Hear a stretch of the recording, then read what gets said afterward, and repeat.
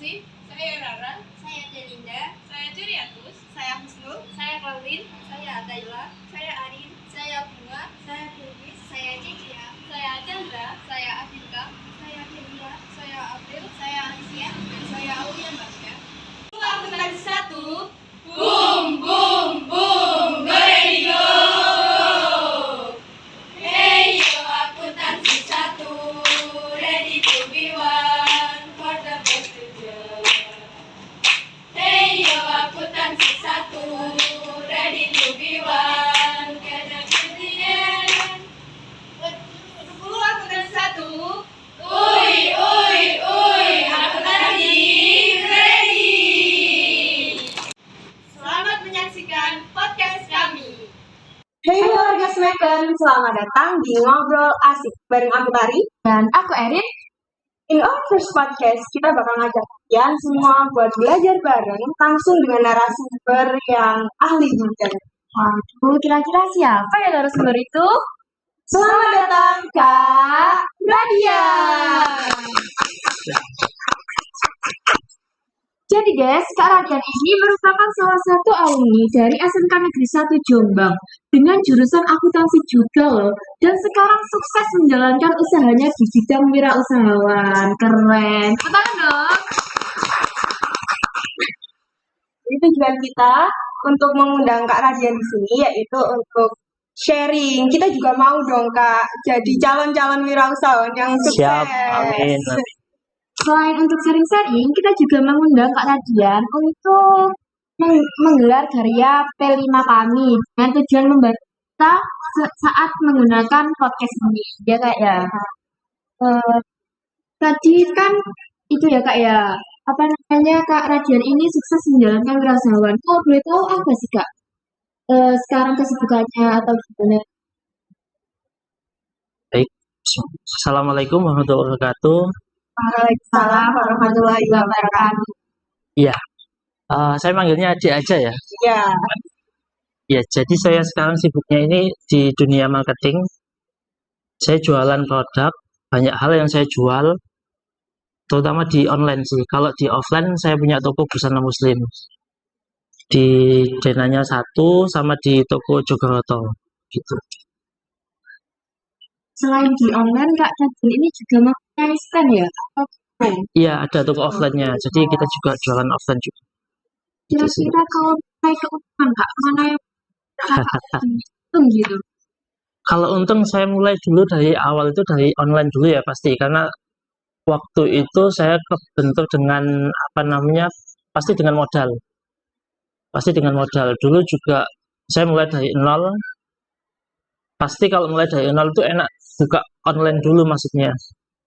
Kalau kita langsung buka offline itu resikonya terlalu tinggi.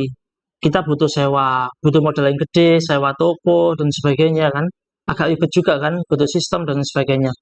Jadi dimulainya saya dulu dari nol sih, dari online tadi. Jadi saya cari produk yang sekiranya produk tadi itu sesuai dengan kebutuhan konsumen saya, yang saya suka di mana, itu yang saya jual. Ternyata kok jalan.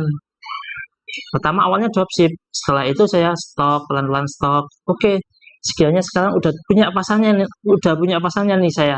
Udah tahu, oh yang dibutuhkan konsumen ini. Oke, tinggal setelah itu saya cari modalnya untuk nambah stok yang semakin banyak lagi. Itu sih. untuk produknya itu busana muslim aja untuk anak-anak, pria, wanita juga. Kalau saya lebih fokus ke busana muslim pria, cowok. Karena apa? Kalau cewek itu modelnya terlalu banyak sih. Modelnya terlalu banyak dan apa namanya mudah gantinya. Ya, Mudah ganti dan sebagainya. Dan persaingannya pun juga sangat ketat sekali.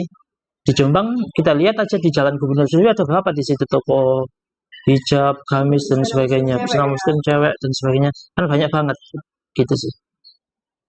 Di Kakak punya apa namanya cabang atau cuma Iya, tadi kan punya cabang saya di Denanya 1 sama di Jogoroto. Ya, dua ya. dua ini. niatnya mau buka cabang lagi atau enggak ini? Kalau niat ya pastilah. Kalau niat itu pasti. Itu visi ke depan kita pasti harus punya cabang di tempat yang lain dan apapun yang bisa kita jual dengan peluang yang ada. Saya juga nggak hanya jualan busana muslim juga. Saya kemarin jualan pom mini digital. Ada yang tahu pom mini digital nggak? Iya. Pom-pom kayak pom mini di pinggir jalan gitu loh.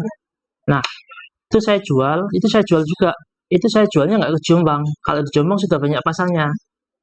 Di Jawa Timuran, Jawa apalagi masih banyak banget lah. Jadi saya harus tahu konsumen saya ini yang butuh di mana. Peluang saya untuk bisa jualan ini di mana.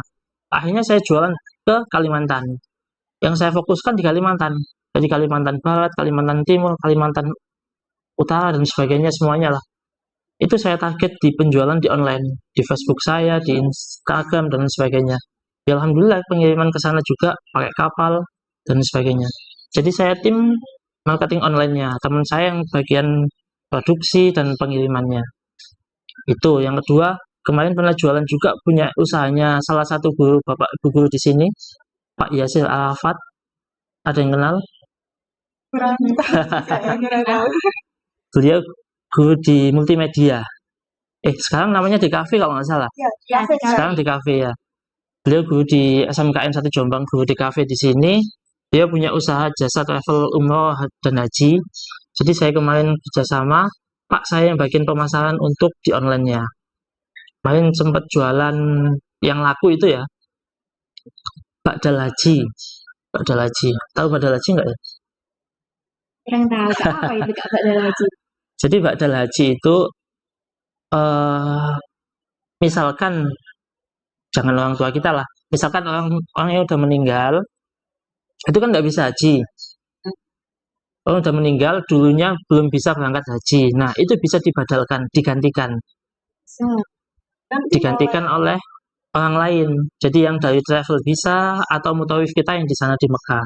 Mutawif itu yang tinggal di Mekah lah. Jadi yang tinggal di Mekah digantikan, jadi beliau melaksanakan rukun haji semuanya, mengatasnamakan, diniatkan dengan almarhum yang tadi, yang sudah meninggal atau yang sakit tidak bisa untuk melakukan haji, misalkan sakit stroke atau sakit apa yang nggak bisa jalan dan sebagainya lah, gitu. Jadi kemarin sempat jualan itu juga, dan alhamdulillah saya kaget ternyata penjualan di online gila banget sih. Kemarin saya dapat konsumen itu yang waktu itu ya bakdal haji ya, dari Singapura juga. Keren luar Iya. Iya, kalau di online itu sangat luas banget kan pasar kita. Makanya kalau kita cuman jualan di offline ya hari ini ya kalah banget. Ya. Offline ya sama ke Jombang aja. Saingannya ya banyak juga, dan orangnya juga itu aja. Karena kita di Jombang kan bukan tempat wisata satu, bukan tempat kuliah kayak anak kuliah di sini. Kampus negeri kan enggak ada. Jadi perputaran manusianya di sini kan tetap itu aja. Jadi mudah bosan. Menurut saya sih itu kayak gitu. Oke. Kak Radian ini kan udah sukses, terus tampan lagi. Kak, berapa Kak umurnya sekarang Kak? Coba tebak umur saya berapa sih sekarang? 18 kali ya Kak ya? 18. 18. 17. 18 plus ini. Berapa Tan? Masih muda loh Tan. Coba berapa sih? 25. 25. Itu Kak. 25 itu menikah saya. Oh, sudah menikah. Sudah dong. Eman gak nikah maksudnya. Udah sukses nikah. Kurang apa lagi coba ya? Menikah. Jangan digoda. Iya, tidak boleh nih. Berapa ya kira-kira? 27. 27. Saya itu 95. Jadi sekarang ya 28 ya. 28. 28. Kalau adik-adik di sini 2006, 2008. 2008. Aku 2007. 8 ya. Iya, siap. Itu sih. Kak, ini kan jurusan akuntansi ya guys. Iya. Apa Kak? Apa kok keinginan jurusan akuntansi? Kenapa? Kalau saya dulu sebenarnya gini ceritanya sih. Saya dulu anak alumni SMPN 1 Jombang. Ada yang alumni SMP 1? Enggak. Alumni SMP mana? Saya MTS Nasi. Mana itu? Sentul Kak. Oh iya. Ini dari Saya dari Kepala sekolahnya yang Nengnya Tabak Beras ya. Ati. Neng Atik ya. Sekarang sudah Ya sudah ganti Neng Atik pindah ke Kebuan kalau nggak salah. Itu orang tuanya temen saya Gus Imat itu anaknya satu-satunya ya. Iya. Semen saya dari SMP N1 Kabu. oh Kabu, oh, jauh juga ya. tahu Kak. Mana berarti rumahnya Adik? Kabu mana? Kabu yang di desa Mangunan. Oh Mangunan. Tahu Kak? Tahu saya dulu pernah hampir setahun ya ke sana. Ke sana itu tiap hari Jumat kalau nggak salah dulu. Jadi dulu juga tidak langsung buka usaha. Saya sambil sih, saya sambil kerja, saya sambil kuliah, sama pelan-pelan buka usaha juga sih. Berarti Jadi seperti modalnya itu. dari kerja itu tadi. Iya, saya cari modal dari kerja tadi. Oke, kembali tadi. Jadi, kenapa kok jurusan akuntansi ya? Saya masuk ke sini itu karena dulu di sini itu RSBI. RSBI itu rintisan sekolah berstandar internasional. Jadi dulu pendaftaran awal itu yang buka dulu itu ada dua. SMA itu SMA 2, kalau SMK itu SMKN 1 Jombang. Rintisan sekolah berstandar internasional. Jadi sekolah kita bagus banget sih, keren banget sih. Dan ya kita bisa masuk Sekarang udah tidak ada RSBI itu tadi. Jadi dulu pembukaan RSBI itu, danem saya belum keluar waktu itu, saya coba daftar di sini dulu. Jadi saya satu-satunya laki-laki dari SMP 1 Jombang yang daftar di SMKN 1 Jombang sini. Saya tidak tahu waktu itu kalau ternyata mayoritasnya cewek. Sedangkan kan saya cowok. Saya ikut-ikutan aja teman saya yang ada tetangga saya sih anak akuntansi. Coba daftar di Smeken. Hanya saya daftar sih ke sini. Smeken. Terus ambil jurusan apa ya? Saya waktu itu ambil jurusan akuntansi atau perbankan. Jurusan pertama akuntansi, yang kedua pilihan kedua perbankan. Kok keterima yang akuntansi. Ya sudah, setelah itu danem saya keluar, dan cukup bagus lah danemnya juga. Misalkan saya mau sekolah SMA, sama ada SMA 3, insya Allah saya masih masuk sih. Kalau SMA 1 masih masuk banget sih. Teman-temanku dulu SMP 1 banyak di SMA 1. Tapi sana saya mikirnya saya nggak mau sekolah SMA. Karena nanti SMA pasti kuliah. Saya belum tentu bisa kuliah dengan, saya melihat dengan keadaan ekonomi keluarga. Saya anak pertama. Jadi akhirnya saya pun, ya sudah, saya sekolah SMK saja, saya sudah keterima di sini kok. Saya milih di SMKN 1 sini karena sudah keterima. Kalau saya ke SMK yang lain, ke STM atau apa, kok saya nanti tanganku tambah rusuh kabeh, nang bengkel dan sebagainya. Kok saya kurang, ini sih, kurang apa ya, kurang suka maksudnya. Akhirnya ya sudah bismillah di sini aja di SMKN 1 Jombang.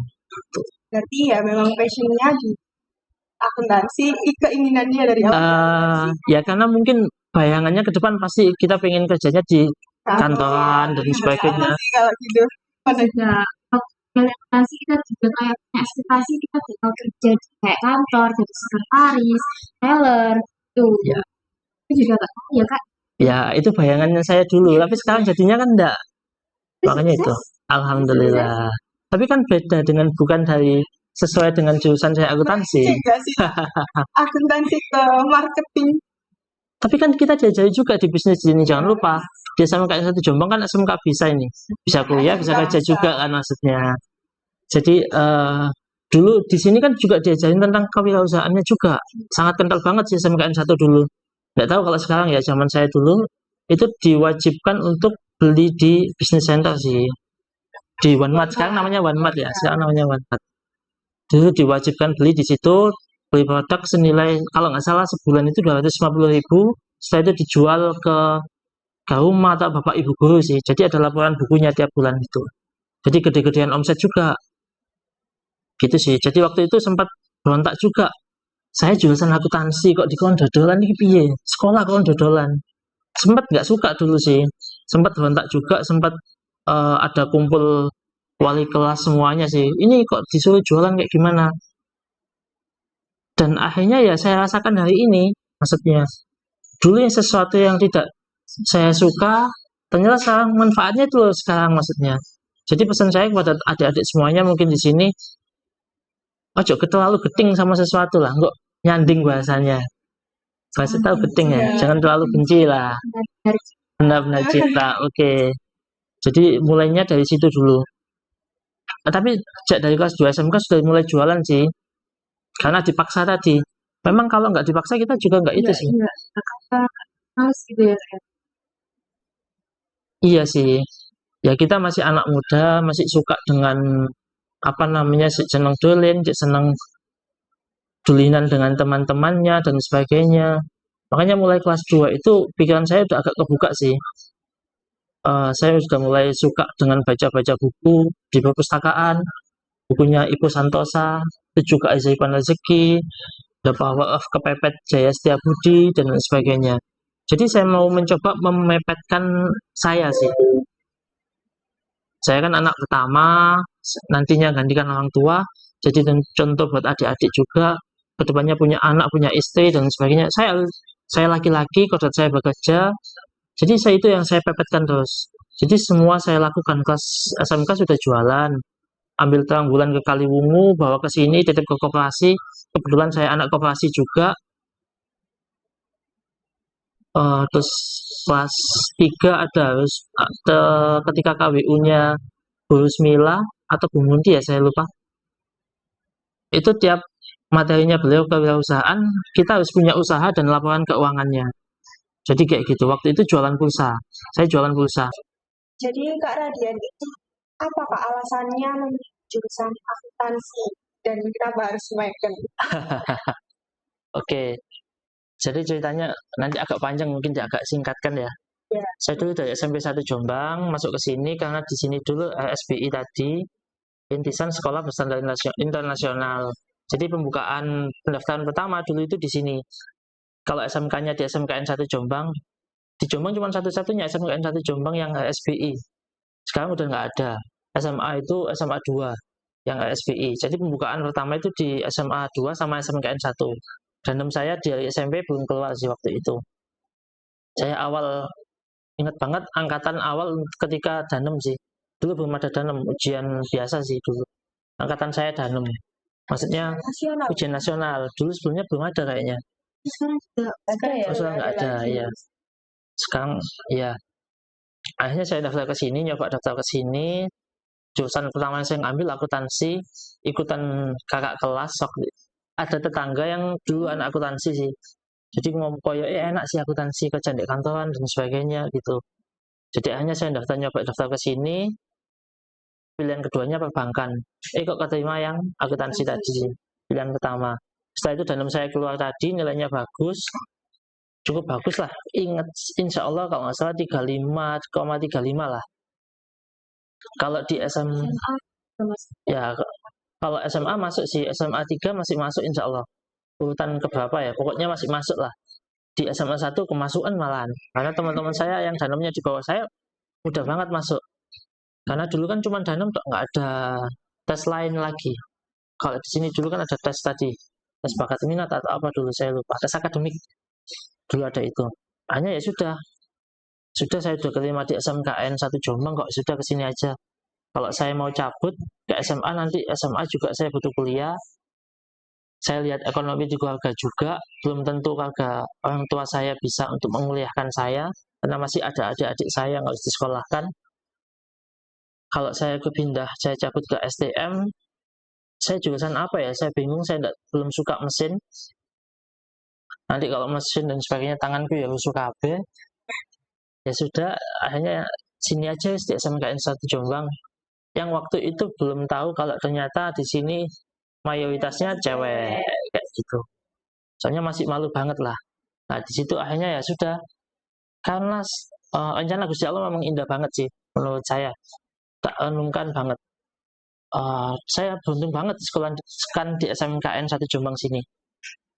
Seandainya saya dulu nggak di SMKN 1 Jombang sini, saya nggak diajarkan tentang untuk berani ke perempuan, ke cewek. Dulu malu banget ke SMP.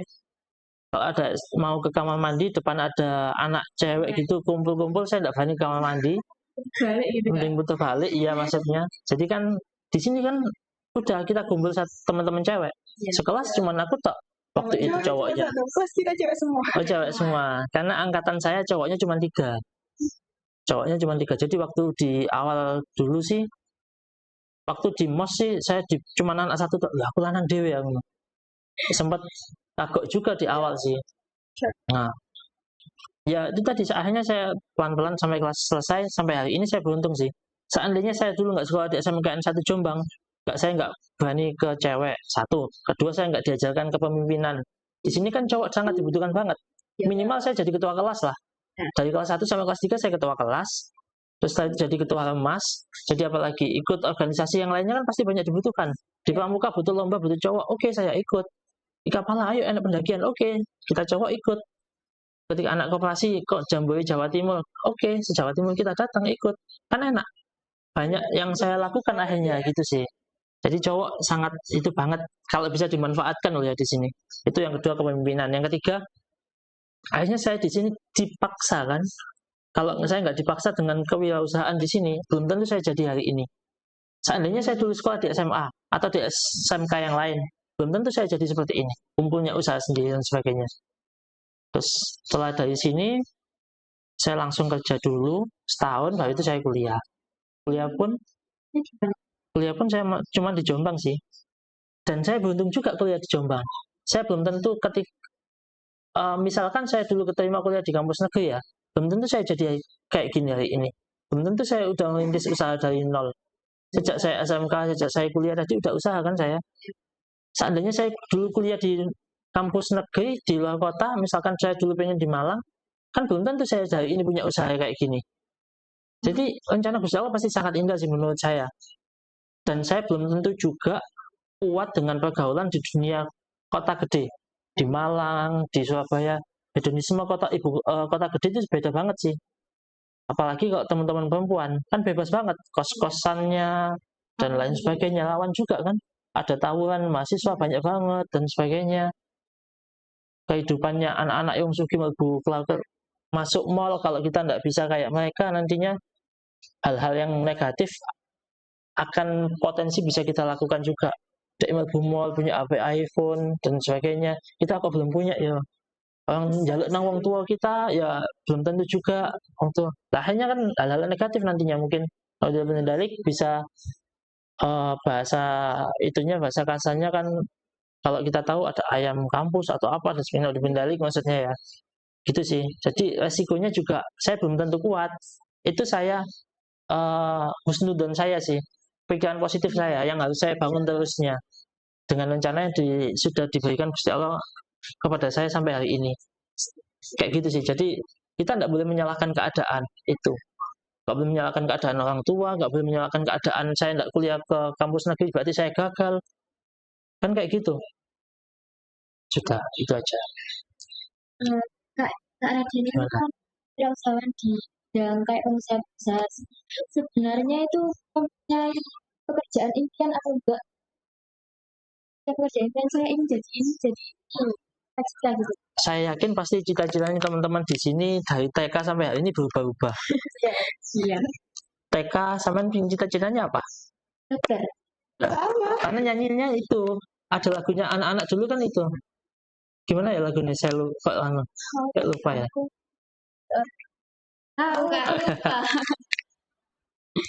Terus nanti sekarang cita-citanya apa ya? Ayo. Loh, sekarang malah nggak tahu kan? Akuntan. Sementara ada sementaranya juga. Akuntan itu yang kayak gimana ya? Akuntan itu yang kayak gimana berarti? Yang jadi kantor, terus jurnal, belum tentu juga. Materi hari ini sampean mungkin hari ini ada pembaruan ya, agak kekinian lah, pakai akurat lah. Kemarin Pak Hafiz kan bilang itu banyak cerita sih ke saya. Kalau dulu kan pembukuan ya manual, masih manual juga kan. Nah itu nanti di dunia ya ada manual juga kan. Nah itu nanti di dunia kerja kan nggak segitu banyak digunakan juga. Sekarang udah pakai aplikasi yang mudah banget kan. Sekarang jadi anak akuntansi juga sebenarnya nggak butuh sampean juga, saya juga bisa pakai aplikasi ini tadi. Karena akuntansi ya. Ya, udah ada aplikasi. Nah, aplikasinya kan gitu. Makanya itu. Makanya jangan kalah dengan komputer, dengan aplikasi kayak gitu tadi sih. Harus beda. Ya, harus punya diferensiasi sih. Perbedaan. Beda. Oke, gitu sih. Oh ya, tadi tanya ya. Oke. Kalau cita-cita saya sih waktu itu saya juga bingung. sama dengan adik-adik ini tadi. Hanya ya sudah, yang saya lakukan pertama ketika lulus saya harus kerja. Saya ngomong ke orang tua, Pak, Bu, saya sudah jenengan sekolahkan sampai SMK, 12 tahun jenengan sekolahkan saya. Lulus SMK pun saya tidak minta uang sama sekali.